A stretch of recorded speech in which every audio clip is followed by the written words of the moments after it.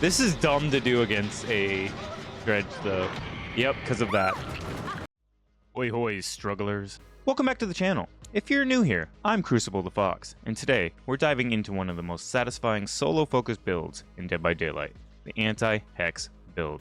Whether you're sick of killers slowing down the game via Ruin and Pentimento, or you're just tired of running around blind and deaf because of Plaything, this build is for you. In Dead by Daylight, a Hex-destroying build revolves around perks that help you remove Hex Totems quickly and efficiently. The goal of such a build is to either sabotage the killer's game plan via late-game slowdown, or remove them before they can be a significant threat early game. Our very first perk is going to be Counterforce. Counterforce lets you cleanse totems 20% faster. When doing so, a stackable 20% cleansing speed bonus is given per totem, and that will last throughout the entire match. After cleansing a totem, the aura of the totem farthest from you is revealed for 4 seconds. That is a great first perk to take. That means your very first totem is going to be 20% faster. That means all remaining totems are going to be at least 40% faster. The second perk for the build is going to be Overzealous, a rare Hattie perk. After cleansing or blessing a totem, this perk activates. Your generator repair speed is increased by 10%. This bonus is doubled if you cleanse or bless a Hex Totem. Now, this does have the downside of it deactivating whenever you lose a health state, but this means after you get your first totem, you have at least a 10% increase in generator repair speed. Ideally, you're going to be finding the Hex Totem first. This isn't always a guarantee. So, you're going to be either having 10% or 20%. An absolutely great perk for this kind of build. Going to let you power through generators that much quicker once you do get that Hex down. And the third perk for the day, Inner Strength. Inner Strength is a Nancy Wheeler perk. Each time you complete a totem cleanse action, Inner Strength activates. While Inner Strength is active, hiding inside a locker for 8 seconds while injured automatically heals you from injured to healthy. This notably does not work when you're broken.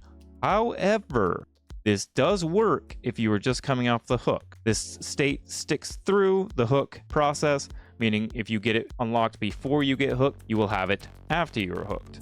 So if you need to immediately run away and hop into a locker, you're going to be able to do that. What this perk is going to allow you to do is have some self-preservation, and the perk is perfect for solo play. Now for your fourth slot, you have a lot of options to go with here.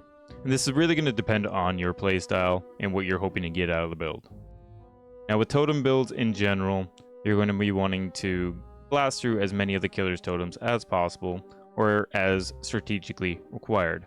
Now this fourth perk is going to be highly dependent on the current meta. In my opinion, Boon Exponential is the best totem perk if you're going to be running with the current meta. Once triggered, all survivors within the Boon's totem range recover 100% faster and can completely recover from the dying state. Now, if you are playing in the current meta, it is currently February 2025. Slug is the meta. Any perk that you can bring to alleviate the slug meta is beneficial. And if we're going to go with a totem theme, Boon Exponential is the best choice. That's not to say there aren't other perks you could be taking. You can take Circle of Healing, which gives a 100% healing speed bonus to others. Or you could take Shadow Step, which hides your scratch marks and auras within the totem's range. If you don't want to use a Boon build, my personal go-to is going for a Discovery build. Perks like Detective Hunch, which when a generator is completed, the aura generators, chest, and totems within 64 meters are revealed to you for 10 seconds. Or you could go with Clairvoyance. For up to 10 seconds after you cleanse a totem, you'll be able to see exegates, generators, hooks, chests, and the hatch within 64 meter range. That's just beneficial for your general gameplay. And if you have a lot of trouble finding totems, you could always run Small Game. Get an auditory warning when looking in the direction of totems in a 45-degree cone. Now, this perk is something that is always going to be on the Blood Web, so you never have to actually buy any survivor to actually unlock it. You don't have to do it through the store. However, it's not great. As you can see, this build is a powerhouse for countering hex perks and making use of totems in general.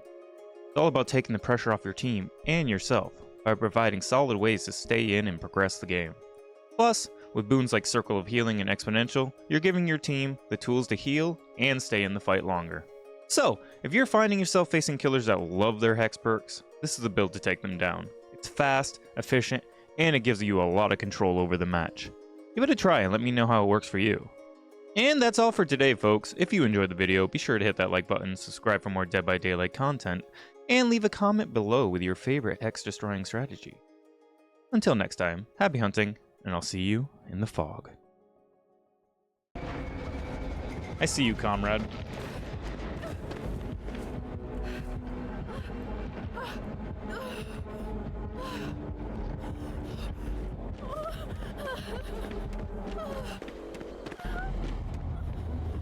It's cool, because I should be able to sneak in here. Maybe if I'm lucky. Take this locker he just opened. This is dumb to do against a dredge, though. Yep, because of that. That's so unlucky.